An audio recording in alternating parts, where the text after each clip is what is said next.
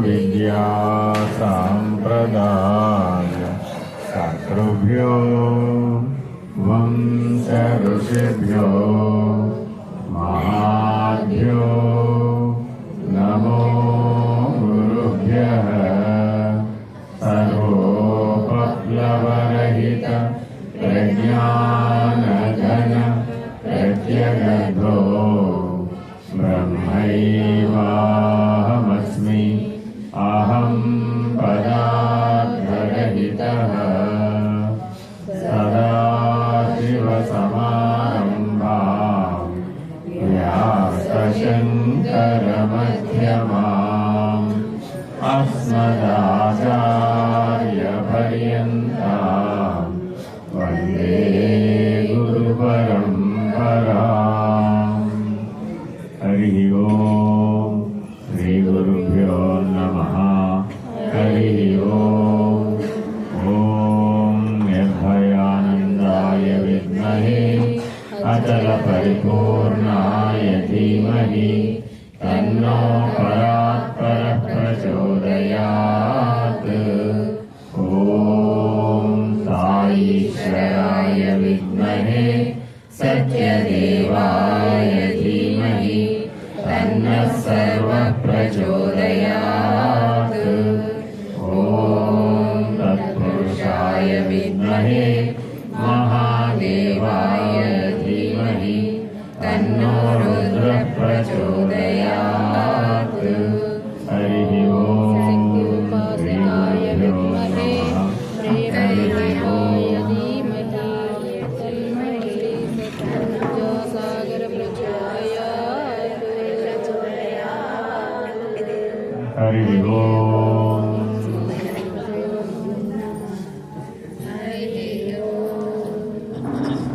మానవుడు తన జీవితంలో ఎవరినైనా అనుసరించాలా, తన సొంత బుద్ధితో ప్రవర్తించాలా? మానవుడు ఎవరినైనా అనుసరించాలా లేదా స్వబుద్ధి సొంత బుద్ధికి ఎంత తోస్తే అంత చెయ్యాలా? ఈ రెండింటిలో ఏది కరెక్ట్? రెండోది ఒకటోది అంటే అలాగా ఎవరి సొంత బుద్ధికి ఏది తోస్తే అది చెయ్యాలి అనేది కరెక్టా? ఎవరినైనా అనుసరించి వాళ్ళు చెప్పినట్టు చేయడం కరెక్టా? మన జీవితంలో రెండు కనబడుతున్నాయా లేదా? ఎవరైనా సరే, అవునా కాదా? అంటే అవకాశం ఉన్నంత వరకు ఎవరైనా అనుభవజ్ఞుడో, తెలిసిన వాడో, గురువు గారో, మార్గదర్శో, ఎవరో ఒకరు, తల్లో తండ్రో, గురువో, దైవమో, ఎవరో ఒకరిని మార్గదర్శకులుగా పెట్టుకుని వాళ్ళు చెప్పినట్టు జీవించడం అదొక పద్ధతి. ఎవరు లేరు, అప్పుడేం చేయాలి? సొంత బుద్ధిని వాడాలి. అసలు సొంత బుద్ధిని వాడకుండా వీలవుతుందా అంటే అటాకు వీలు కాదు. అసలు నేను ఎవరి మాట విననండి అంటే అది వీలు కాదు. రెండు ఉండాలి అవుతా? రెండు ఉండాలి మరి మానవ జీవితంలో. కానీ ఎవరిని అనుసరించాలి మరి మనం? మన చుట్టూ చాలా మంది ఉన్నారే, ఆ పక్కవాడు, ఈ పక్కవాడు, ముందువాడు, వెనకవాడు, అత్తగారు, కోడలు గారు, మామగారు, తండ్రి గారు, తాతగారు, చాలా మంది పెద్దలు ఉన్నారు మన చుట్టుపక్కల. అలాగే చాలా మంది స్నేహితులు ఉన్నారు, చాలా మంది మేలు కోరేవాళ్ళు ఉన్నారు, చాలా మంది సహాయం చేసేవాళ్ళు ఉన్నారు. వీళ్ళందరిలో ఎవరి మాట వినాలి? మన జీవితంలో ఎప్పుడైనా ఇలాంటి కన్ఫ్యూజన్ వచ్చే అవకాశం ఉందా లేదా? ఉందా లేదా? ఉందా లేదా? ఎప్పుడు వస్తుందో చెప్పండి. పెళ్లి చేసుకునే ముందు పెళ్లి చూపులు చూసి వస్తామండి. ఒకరు ఏమన్నారు? ఒక్కొక్కరు ఒక్కొక్క రకంగా కామెంట్ చేశారు. అమ్మాయి బాగుందను, అబ్బాయి బాగున్నాడను, బాగోలేడను, అమ్మో అమ్మాయి గారు పర్వాలేదు కానీ అత్తగారితో డేంజర్ అండి బాబోయాను, అబ్బాయి గారు పర్వాలేదు కానీ అత్తగారితో పడలేమండి బాబోయాను, ఇలా ఏవేవో రకరకాల కామెంట్లు అన్ని చెప్పారా లేదా? ఇప్పుడు క్వశ్చన్ ఎవరికి వచ్చింది? పెళ్లి కుమార్తెగా, పెళ్లి కుమార్తె తల్లిదండ్రులుగా, పెళ్లి కుమార్తెగా, పెళ్లి కుమార్తె తల్లిదండ్రులుగా అందరికీ. అందుకని భగవద్గీత ప్రమాణం.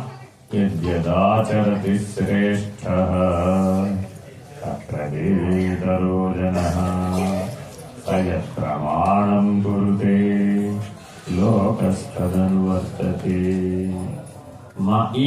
ఈ ఉపదేశంలో పరమాత్మ 2 హెచ్చరికలు జారీ చేశారు. ఒకటి కాదు, 2. ఏమిటో తెలుసా అవి? ఒకటి, మనం ఏదైనా చేసే ముందు ఆ రంగంలో, ఆ విషయంలో, ఆ అనుభవంలో శ్రేష్ఠుడైన వాడెవడు అని వెతకాలి. ఎవరిని వెతకాలండి? శ్రేష్ఠుడు, ఉత్తమోత్తముడైన వాడెవడు అని వాడిని వెతకాలి. వెతికి వాడు ఎలా ఆచరిస్తే అలా మనం ఆచరించాలి. మొదటి హెచ్చరిక ఇది. అంటే ఎవడు అందులో ఉత్తమోత్తముడో వెతకకుండా గుడ్డిగా చేస్తే అది అజ్ఞానమే అవుతుంది. దాని వలన దుఃఖం వస్తుంది. రెండో హెచ్చరిక ఏమిటయ్యా అంటే, నువ్వు చేసేటప్పుడు 10 మంది గమనిస్తారా లేదా? గమనిస్తారా లేదా? తల్లి భోజనం చేస్తుందండి, పిల్లాడు గమనిస్తాడా లేదా? గమనిస్తాడా? ఈవిడ సగం తిని సగం బారేసిందండి. రోజు ఆ పిల్లాడు చూసేటండి. ఏం చేస్తాడంటారు? ఏం చేస్తాడు? మా అమ్మాయి భార్య నేను భార్య ఇవ్వడం. కాబట్టి మనం ఆచరించేది 10 మందికి ఆదర్శవంతంగా ఆచరించాలి. ఆ శ్రేష్ఠులలో నువ్వు కూడా ఒకటివే అయి ఉండాలి. సరే, ఆదర్శం ఎంతటి ఆదర్శమే అయి ఉండాలి? ఎవరికి ఆదర్శంగా ఉండాలంట అంటే, ఒకడికి ఆదర్శంగా ఉంటే సరిపోతుందా? ఒకడు 10 మందికి ఆదర్శంగా ఉంటే సరిపోతుందా? లోకానికంతా ఆదర్శంగా ఉండాలా? మనం చేసే ఏ పనైనా లోకానికంతా ఆదర్శంగా ఉండటం కరెక్టా? కేవలం 10 మందికి ఆదర్శంగా ఉండటం కరెక్టా? ఎవరో ఒకరికి మాత్రమే ఆదర్శంగా ఉండటం కరెక్టా?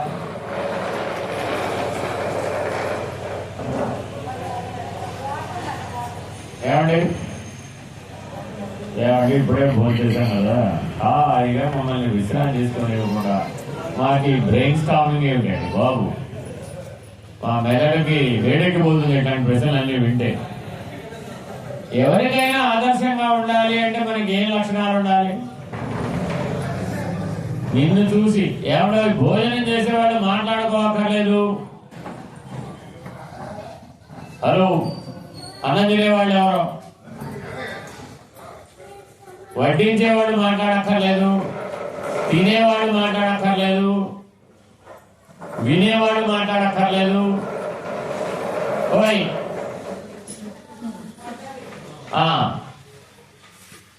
కాబట్టి ఈ ఉపదేశం ప్రకారం పరమాత్మ ఈ ఉపదేశాన్ని ఎందుకు చేశాడయ్యా? నువ్వు ఈ శరీరంతో ఏ పనైనా మనం ఏ పనైనా చేయాలి, దేంతో చేయాలి? శరీరంతోనే చేయాలి. శరీరంలోంచి వెళ్ళిపోయాక ఏమైనా చేయగలమా? మీరు చేసేది ఉన్నప్పుడు చేయడానికి శరీరం ఉండాలి. ఇంకేముండాలి? శరీరం ఒక్కడే ఉంటే చాలా? ఇంకేం అక్కర్లేదా? ఏముండాలి? వాక్కు, మాట్లాడే శక్తి ఉండాలా? అక్కర్లేదా? మనిషికి ఒక్కడికే భగవంతుడి వరప్రసాదం మాట్లాడగలిగే శక్తి.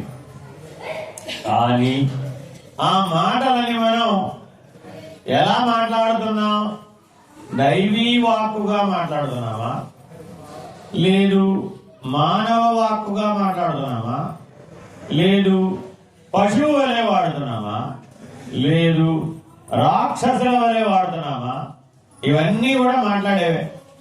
పశువు మాట్లాడుతా లేదా? దాని భాషలో మాట్లాడుతుంది. మానవులు మాట్లాడతారా లేదా? మాట్లాడతారు. కానీ మనం మాట్లాడితే ఎవరైనా సరే సువర్ణాక్షరాలతో రాసుకోవలసినటువంటి మాటలు, జీవితకాలం గుర్తు పెట్టుకోవలసినటువంటి మాటలు అని ఎవరైనా గుర్తు పెట్టుకుంటున్నారా? అలా గుర్తు పెట్టుకోగలిగేటట్టు మనం మాట్లాడగలుగుతున్నామా?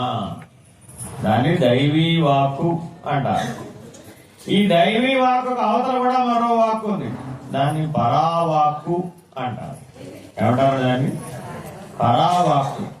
పరా పశ్యంతి పోయింది, పరా పశ్యంతి మధ్యమ వైఖరి అని వాక్కు 4 స్థాయిల్లో ఉంటుంది.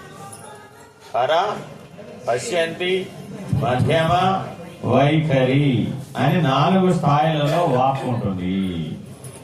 ఇప్పుడు మనం ఏదైతే పూర్ణాలు వేయండి కొద్దిగా, పులిహార వేయండి కొద్దిగా, బజ్జీలు వేయండి కొద్దిగా, అమ్మో వద్దండి బాబోయ్ ఇలా ఏదో మాట్లాడుతున్నామే, దీనేమంటారు? వైఖరి వాక్కు అంటారు. వ్యవహారంలో మనం మాట్లాడే మాటలు ఏమంటారండి? వైఖరి వాక్కు అంటారు. ఈ వైఖరి వాక్ ఎక్కడి నుంచి వస్తుంది? వెనక మనోబలంలో నుంచి వస్తుంది.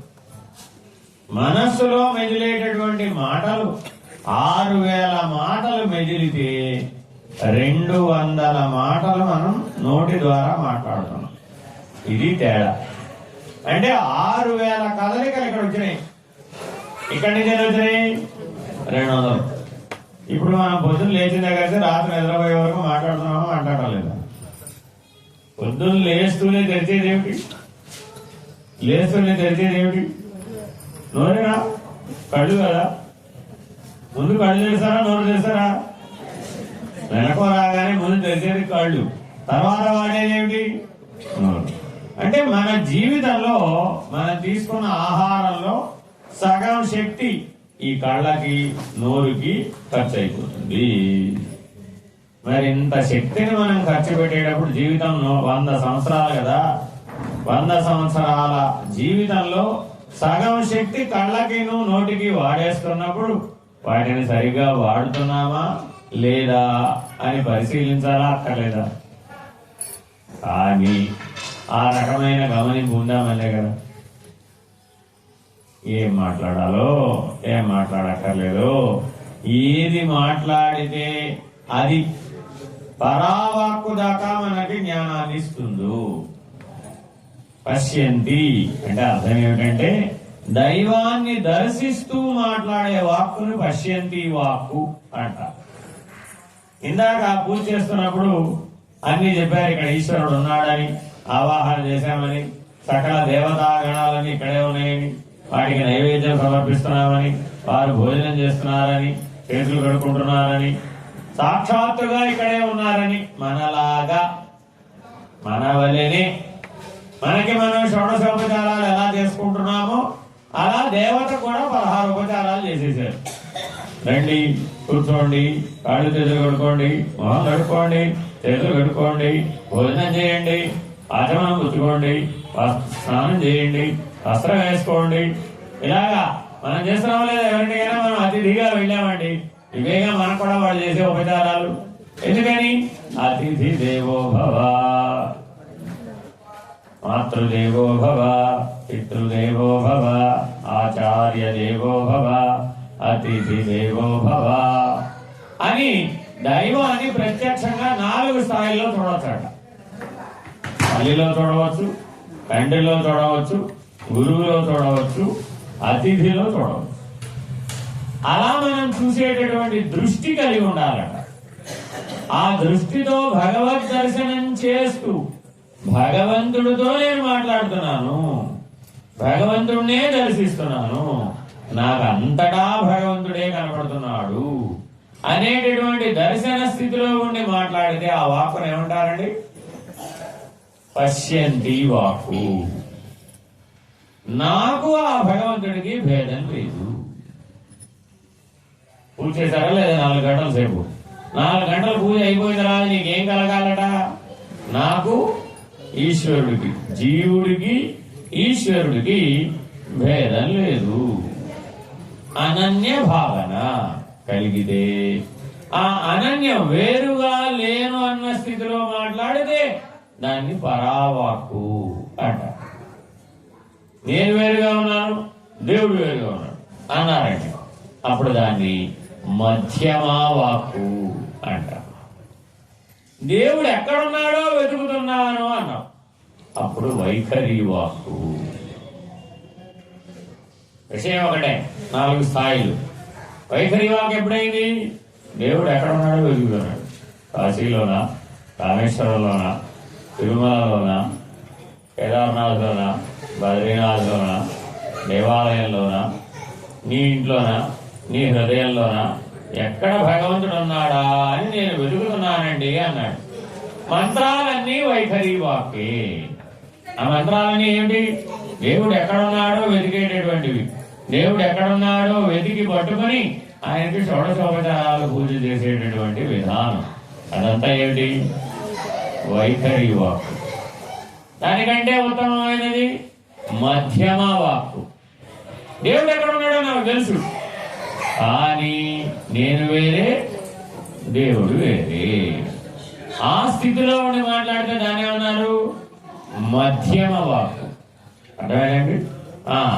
దేవుడు ఎక్కడో లేడు, ప్రత్యక్షంగా నా ఎదురుకుండానే ఉన్నాడు. నేను ఇప్పుడు చూస్తున్నాను, అంతటా భగవంతుడినే చూస్తున్నాను, చూస్తూ మాట్లాడుతున్నాను, దేవుడితోనే మాట్లాడుతున్నాను అనేటటువంటి తెలివి ఉంది, ప్రజ్ఞ ఉంది. దాన్ని ఏమన్నారు? పశ్యంతి వాక్కు. ఇంకో మెట్టు ఎక్కాం, 4వ మెట్టు, ఆఖరి మెట్టు. ఇక్కడ ఎవరుంటారయ్యా అంటే జీవేశ్వరో అభిన్న. జీవుడు ఈశ్వరుడు వేరుగా లేరు.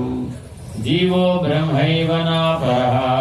జీవుడు బ్రహ్మము వేరుగా లేరు అనేటటువంటి ప్రజ్ఞ, అనేటటువంటి స్థితి, అనేటటువంటి తెలివి ఉంది. ఆ తెలివిలో కనుక ఉండి కనుక ఏమైనా మాట్లాడితే దాన్ని ఏమన్నారు? పరావాక్కు.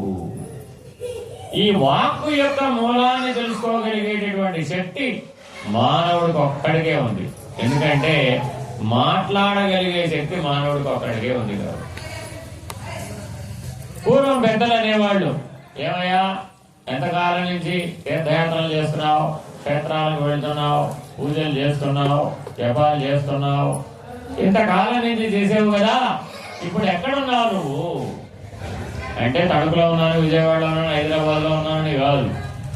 ఎక్కడున్నావంటే వైఖరి వాక్కు దగ్గర ఉన్నావా, మధ్యమ వాక్కు దాకా వచ్చావా, పశ్యంతి వాక్కు దాకా వచ్చావా, పరావాక్కు అనేటటువంటి స్థితి దాకా వచ్చావా? ఏమండి దాని అవతల లేదా? దాని అవతల ఉన్నది మౌనం. పరావాక్కు అవతల ఉన్నది ఏమిటండి? మౌనం. మౌనావతారుడైనటువంటి భగవాన్ రమణ మహర్షి పరావాక్కుకు అవతల ఉండేవాడు. ఆయన దాని పేరు పరాత్పరం. పరమనకు పరం ఏమన్నారు అప్పుడు దాన్ని? పరాత్పరం. భగవాన్ రమణులు సార్వకాలికంగా తన జీవనమంతా కూడా మౌనావతారుడుగా ఉన్నారు. అలాగే అవతార్ మెహర్ బాబా వారు 42 సంవత్సరాల పాటు మౌనంగా ఉన్నారు. ఏ మౌనం అంటే పరావాక్కుకు అవతలున్న మౌనంతో ఉన్నారు. మౌనం విశేషమైనటువంటి సాధన. మన మనసులను క్షాళనం చేయడానికి, బాగా ఉతికి ఆరేయడానికి, మాలిన్యం పోగొట్టడానికి మౌనం అనేది ఉత్తమమైన సాధన. మనకి భగవంతుడు అందరికీ సమానంగా రోజుకి 24 గంటలు ఇచ్చారు కదా. రోజులో ఎన్ని గంటలు మౌనంగా ఉంటున్నాం? నిద్రపోయినప్పుడు తప్ప. నిద్రపోయినప్పుడు అందరూ మౌనంగానే ఉంటారా లేదా? అప్పుడు కూడా మాట్లాడే అవకాశం, నీలో నువ్వు మాట్లాడుకోవచ్చు. చాలా అంటే ఏంటి? నీలో నువ్వు మాట్లాడుకోవడమే. పోయిందా లేదా సగం? 8 గంటలు నిద్రపోతే ఆ 8 గంటల్లో సరిగ్గా గాఢమైనటువంటి నిద్ర 42 నిమిషాలు. మిగిలిన 6.5 గంటలు కాలే లోపలికి పోవడం, బయటికి రావడం. 7 స్థితులు ఉన్నాయండి, 7 దశలు ఉన్నాయి మన నిద్రలోకి వెళ్ళాలంటే. మళ్ళా నిద్రలో నుంచి బయటికి రావడానికి కూడా 7 దశలు ఉన్నాయి. కానీ మనకేమైనా తోస్తున్నాయా? ఏమి తోస్తాయి. కాబట్టి ఎప్పటికైనా మానవుడు తన గురించి తాను తెలుసుకునేటటువంటి ప్రయత్నంలో పడాలి. శివజ్ఞానం అంటే నిన్ను నువ్వు తెలుసుకోవడం. ఆత్మజ్ఞానం అన్నా, శివజ్ఞానం అన్నా, బ్రహ్మజ్ఞానం అన్నా ఒకటే. భగవంతుడు నీకు ఇచ్చేటటువంటి జ్ఞానం ఈ ఆత్మజ్ఞానం, బ్రహ్మజ్ఞానం, శివజ్ఞానం. ఇదే ఇస్తాడు అంతే. భగవంతుడి దగ్గరికి వెళ్ళి నేను అర్జెంటుగా 10 కోట్ల రూపాయలు సంపాదించాలనుకున్నాను, 10 కోట్ల రూపాయలు ఇవ్వు అని అడిగితే రాత్రికి రాత్రి ఓం భూమ్ బుష్ అని ఒళ్ళో 10 కోట్లు పడేటట్టు చేయాలి. ఏం చేస్తాడు? ఆ కోరికని తీర్చుకోవడానికి కావలసినటువంటి శక్తి సామర్థ్యాలు, జ్ఞాన బలం ఇస్తాడు. శక్తి సామర్థ్యాలు ఎన్ని స్థాయిలో ఉంటాయి? ఇచ్ఛాశక్తి, క్రియాశక్తి, జ్ఞానశక్తి, ఆదిశక్తి, పరాశక్తి. 5 స్థాయిలో ఉంటుంది శక్తి. అయితే ఇందులో లౌకికమైనటువంటి ఇహలోక పద్ధతిగా ఉపయోగపడేవి 3. ఇచ్ఛాశక్తి, క్రియాశక్తి, జ్ఞానశక్తి. ఇవి ఈ లోకానికి ఉపయోగపడతాయి. అయితే ఈ 3ంటిని ఎవరైతే పారమార్థిక లక్ష్యం అంటే ముక్తి మోక్షం కోసం ఉపయోగిస్తారో వాళ్ళు మాత్రమే తరిస్తారు. ఇచ్ఛాశక్తి, క్రియాశక్తి, జ్ఞానశక్తి ఈ 3ంటిని ఈ లోకంలో ఉన్న వాటి కోసం ఎవరైతే వాడుకుంటారో వాళ్ళు ముక్తి మోక్షాన్ని పొందలేరు. ఈ 5 శక్తులని కూడా ఆత్మజ్ఞానం కోసం, బ్రహ్మజ్ఞానం కోసం ఎవరైతే వాడతారో వాళ్ళు మాత్రమే మరల పుట్టకుండా ఉండేటటువంటి స్థితికి చేరుకుంటారు. మానవుడు మాత్రమే చేరుకోగలిగినటువంటి ఉత్తమమైనటువంటి స్థితి మరల పుట్టకుండా ఉండేటటువంటి పునర్జన్మ లేనటువంటి స్థితికి చేరుకోగలుగుతాడు. మానవుడై పుట్టి కూడా జనన మరణ చక్రంలో నుంచి బయటపడలేకపోతే అతడే దురదృష్టవంతుడు, అన్లక్కీ ఫెలో. అంతకుమించి ఎవరు లేరు. ఎందుకనంటే 84 లక్షల జీవరాశులకి 6 లక్షణాలు సమానంగా ఉన్నాయి. మనకి, జంతువులకి, పశువులకి, పశుపక్ష్యాదులకి 6 లక్షణాలు సమానంగా ఉన్నాయి. ఏమిటవి? ఆకలి, దప్పిక. పుడుతూనే మనకేం కలిగినాయండి? ఆకలి, దప్పిక. పెరిగిన తర్వాత ఏం కలిగినాయి? శోకం, మోహం. ఏం కలిగినాయండి? శోకం, మోహం. ఇంకా పెరిగామండి, అప్పుడే వచ్చింది మరణం. జనన మరణాలు, ఆకలి దప్పికలు, శోకమోహాలు. ఈ 6 లక్షణాలు సకల జీవరాశికి సమానం. ఏం భేదం లేదు. స్త్రీలకి, పురుషులకి, అటు ఇటు కాని వాళ్ళకి, పశువులకి, పక్షులకి, క్రిమి కీటకాదులకి, సింహానికి, ఏనుగుకి, గుర్రానికి, గాడిదకి, ఇది అది అననేలా అన్ని జీవరాశులకి 6 లక్షణాలు సమానం. ఒక్క మానవుడే ఈ 6ంటికి అధిగమించగలిగేటటువంటి శక్తి కలిగిన వాడు. ఈ 6ంటిని షడూర్ములు, 6 కష్టాలు అంటారు. ఇవి మనం పుడుతూనే వచ్చేసినాయి, ఏం కొత్తగా రాలేదు. కానీ మనకున్నటువంటి తెలివితేటలతో బుద్ధిని ఉపయోగించి ఎప్పటికైనా, ఏ జన్మకైనా మనం ఈ 6ంటిలో నుంచి బయటపడాలి. బయటపడాలి అంటే ఈ 6 అన్ని దుఃఖాలకు కారణం. ఈ 6 కలిగినప్పుడు దుఃఖం వస్తారా? ఆకలి వేసిందండి, ఏం తినడానికి లేదు, అప్పుడు దుఃఖం వస్తారా? వస్తుంది. దప్పిక వచ్చిందండి, తాగడానికి ఏమీ లేదు, అప్పుడు దుఃఖం వస్తారా? వస్తుంది. శోకం, మోహం. శోకం అంటేనే దుఃఖం. మన జీవితంలో మనం ఏడ్చామా, ఏడవలేదంటారా? ఒక్కసారి కూడా నేను ఏడవలేదండి అనేవాడు ఉన్నారు ఎక్కడ? ఏమండి, ఒక్కసారి కూడా నేను ఏడవలేదని అనేవాడు ఉన్నారా? లేదా? ఎందుకనండి బాబా ఏడవడం? పుడుతూనే ఏడుస్తూనే పుట్టాం కదండి. ఎవరైనా పుడుతూనే ఎలా పుట్టారు? ఏడుస్తూనే పుట్టాం.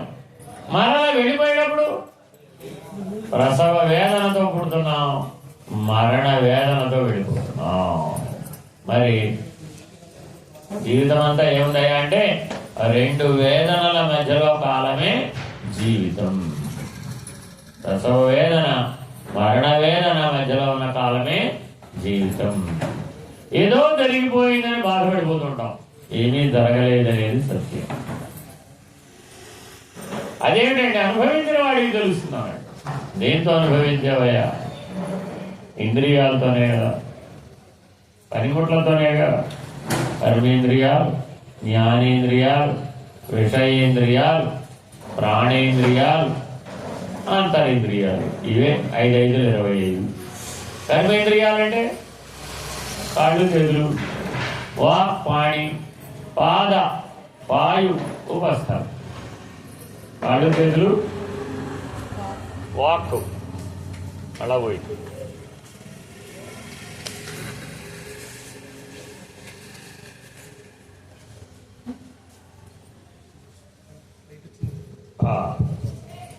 వాక్ పాణిపాద పాయు ఉపస్థం అంటే విసర్జక అవయవాలు, కాళ్ళు చేతులు, మాట్లాడగలిగే శక్తి ఉన్నటువంటి నోరు. ఇవి కర్మేంద్రియాలు. జ్ఞానేంద్రియాలంటే శిరస్సులో ఉన్నటువంటివి. ఏమిటివి? కళ్ళు, ముక్కు, చెవులు, ఏంటంటివి? జిహ్వ, ఆఘ్రాణము, నయనము, శ్రవణము, ఇంకా స్పర్శ, ముట్టుకుంటే కూడా జ్ఞానం వస్తుంది. ఈ 5 జ్ఞానేంద్రియాలు. సరే, ఇవి కాక 5 రకాల జ్ఞానం ఉంది మనకి. శబ్ద వినడం ద్వారా, స్పర్శ పట్టుకోవడం ద్వారా, రూప చూడడం ద్వారా, తినడం ద్వారా, ఇంకా రూప గంధ మంచి వాసన అవునా కాదా అని వాసన. ఈ 5 జ్ఞానాల వలన మన మనసు తయారైంది. ఎక్కడి నుంచో తయారవ్వాల మనసు. మనసు అంటే ఏంటండి? ఈ 5 జ్ఞానాలు కలిపితేనే మనసు, వేరే ఇంకేం లేదు. చిన్నపిల్లవాడికి ఆవకాయ అంటే ఏంటో తెలుసా తెలీదా? ఇందాక ఎవరో పేరు పెట్టని పిల్లాన్ని కొడుకుతారు. ఆ పిల్లవాడిని ఆవకాయ అంటే ఏమిటంటే తెలీదా? పెద్దయిన తర్వాత తెలుసా తెలీదా? ఎలా తెలిసింది? మనస్సు ఈ రసనేంద్రియం ద్వారా, రుచి చూసే నాలుక ద్వారా మనస్సులోకి ఆవకాయ చేరిపోయింది. వాడంతా వాడు ఆవకాయ అడిగేసాడే లేదా? ఇప్పుడు అడిగేస్తున్నాడు. మనం అడుగుతున్నాడు, ఆ పిల్లాడు కూడా. ఎందుకని? ఆ రుచి గుర్తించేటటువంటి శక్తి ఈ 5 మనస్సుగా పనిచేస్తున్నాయి. మన లోపల పనిముట్లు కూడా ఉన్నాయి. అవేమిటవి? ఇవన్నీ బయటికి కనపడేవి, లోపల కనపడేవి ఉన్నాయి. అవేంటి? గాలి తీసుకున్నాం మనం. ఈ గాలి తీసుకున్నటువంటిది 5 భాగాలుగా విడిపోయింది. ప్రాణము, అపానము, వ్యానము, సమానము, ఉదానము. అదే ఇప్పుడు మనం నైవేద్యం పెట్టేటప్పుడు 5 సార్లు ఏం పెట్టారు? ఇంతకు నైవేద్యంలో కొబ్బరి చెప్పలు, పళ్ళు కాదు, నీ ప్రాణాన్ని. ప్రాణాయ స్వాహ, అపానాయ స్వాహ, సమానాయ స్వాహ, ఉదానాయ స్వాహ, వ్యానాయ స్వాహ. నీ పంచ ప్రాణములే అక్కడ నైవేద్యం.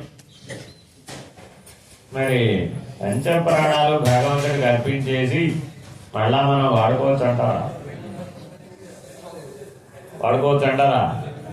వాడుకోవచ్చు. భగవత్ ప్రసాదంగా వాడుకో.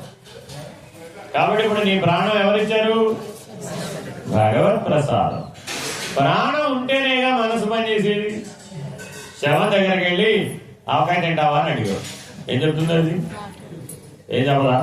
అందుకని ప్రాణం లేదు కాదు. ప్రాణం లేకపోతే మనసు కూడా పనిచేయదు. ప్రాణంలో ఉన్నటువంటి 5వ భాగం వ్యాన వాయువు యొక్క ప్రభావం చేత మనసు పనిచేస్తుంది. ప్రాణం లేకపోతే ఆ మనసు కూడా లేదు. ప్రాణ మనస్సులు ఒకే చెట్టుకు 2 కొమ్మలు. అదేనండి, ఒక కొమ్మ పడిపోతే ఇంకో కొమ్మ కూడా పడుతుంది. కాబట్టి జాగ్రత్తగా లోపల ఉన్న పనిముట్లని మనం అర్థం చేసుకోవాలి. మన లోపల ఏం పనిముట్లు ఉన్నాయి? మనసు, బుద్ధి, చిత్తం, అహంకారం. నేనేమంటారు? అంతఃకరణం. ఈ 4 లోపల ఉన్నాయి మనకి. మనం ఎంతసేపు మనస్సు వరకే చూస్తున్నాం కానీ ఇంకా అవతలకి చూడాలి. సంకల్ప వికల్పాత్మకం మనః, నిశ్చయాత్మకో బుద్ధి, పూర్వజన్మ ఆరబ్ధ వాసనేన చిత్తః, అయం కర్త అయం భోక్త ఇది అహంకారః. ఏడయ అహంకారం అంటే నేనే కర్త, నేనే భోక్త. ఆయన ఎవడైతే ఒకడు లోపల అంటున్నాడు కదా. అందరూ ఇక్కడ ఉన్న వాళ్ళందరూ అమ్మాయిలే కనబడుతున్నారు. అమ్మ మీరంతా పిల్లల్ని కన్నారా లేదా? ఏమంటే పిల్లల్ని కన్నారా లేదా? మీరంతా కంటేనే కదండి అమ్మాయిని అంటావు. అబ్బా నువ్వే కన్నావే నేనే కన్నానండి. ఎవరు సహాయం లేకుండానే కలిసావా? ఎవరైనా సహాయపడ్డారా?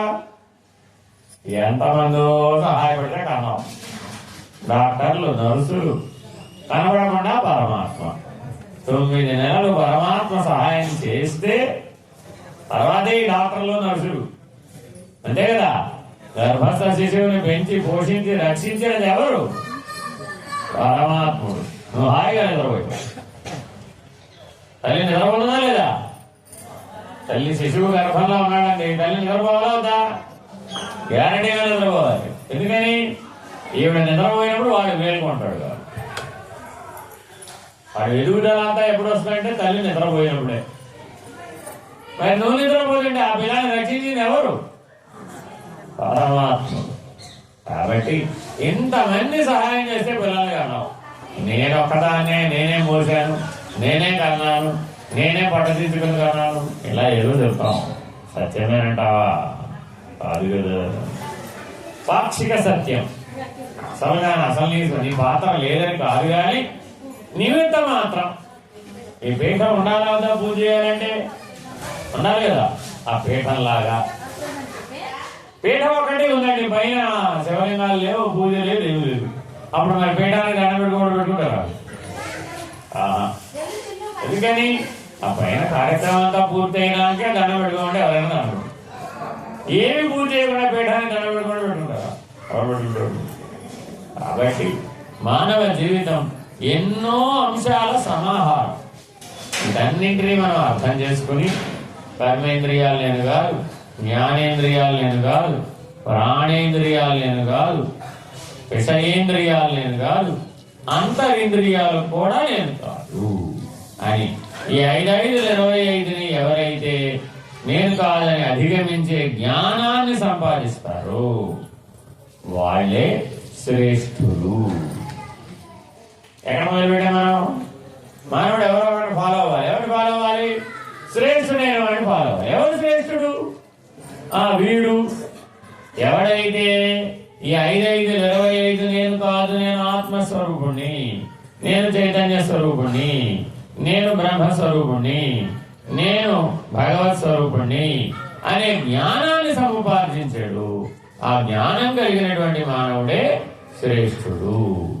అట్టి శ్రేష్ఠుడైన మానవుడు ఎలా ఆచరిస్తే మనం కూడా అలా ఆచరించాలి. కాబట్టి భగవద్గీత ఉపదేశం ఏమిటి? యద్యదాచరతి శ్రేష్ఠ తత్ర దేవేతరో జనః సయత్ ప్రమాణం కురుతే లోకస్తదనువర్తతే. కాబట్టి నువ్వు కూడా ఇలా ఏ పనైనా చేసేటప్పుడు ఆత్మ జ్ఞానంతోనే చెయ్యాలి, జ్ఞానపూర్వక కర్మాచరణ చెయ్యాలి, లోకానికంతటికీ ఆదర్శమయ్యేటట్లుగా చెయ్యాలి. నేను చెప్తే ఎవరింటారండి, నేను చేస్తే నన్ను ఎవరు అనుసరిస్తారండి అని 10 మందిని పిలుచుకొచ్చి చేయక్కర్లా. నీవు శ్రేష్ఠుడిగా ఆత్మజ్ఞానంతో కనుక జీవిస్తే సహజంగా నేను లోకమంతా అనుసరిస్తుంది. నీ జ్ఞానమే అక్కడ అత్యంత ప్రధానం. Very very important. కాబట్టి మానవులందరూ భగవద్గీత సారాంశంగా తప్పక చేయవలసిన పని ఏమిటయ్యా అంటే, సద్గురువులు గాని అవతారులు గాని వారందరూ బోధనల సారాంశం ఏమిటయ్యా అంటే, భగవాన్ బాబా వారు 70 సంవత్సరాల పాటు మనల్ని దివ్య ఆత్మస్వరూపులారా, ప్రేమాత్మస్వరూపులారా, ఇంకేం చెప్పారండి? ఇంకెవరేవారు? ప్రియ ఆత్మబంధువులారా ఇలా అంటారా లేదా? ఎందుకని? మరి మనమంతా ఆత్మస్వరూపులమే కాబట్టి ఆ విషయం వారు గ్రహించారు, మనల్ని కూడా గ్రహించామని చెప్తున్నారు. ఆయన తనను తాను పరమాత్మగా గ్రహించాడు, మనల్ని అందరినీ ఆత్మస్వరూపులుగా గుర్తించాడు.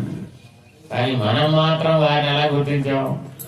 శరీరంతోనే గుర్తించాం. కారణం మనల్ని మనం శరీరంతోనే గుర్తించుకున్నాం కాబట్టి దేహాభిమానాన్ని త్యజించి ఆత్మజ్ఞానంతో మనం ప్రవర్తించేటటువంటి జీవితాన్ని ఏర్పాటు చేసుకోవాలి అనేది సద్గురువుల యొక్క ఆశీర్వచనం. హరి ఓం. శ్రీ గురుభ్యో నమః. హరి ఓం. పూర్ణమదః పూర్ణమిదం పూర్ణాత్ పూర్ణముదచ్యతే పూర్ణస్య పూర్ణమాదాయ పూర్ణమేవావశిష్యతే. ఓం తత్సత్. ఓం శాంతి శాంతి శాంతి. హరి ఓం. శ్రీ గురుభ్యో నమః. హరి ఓం. నారాయణ నారాయణ.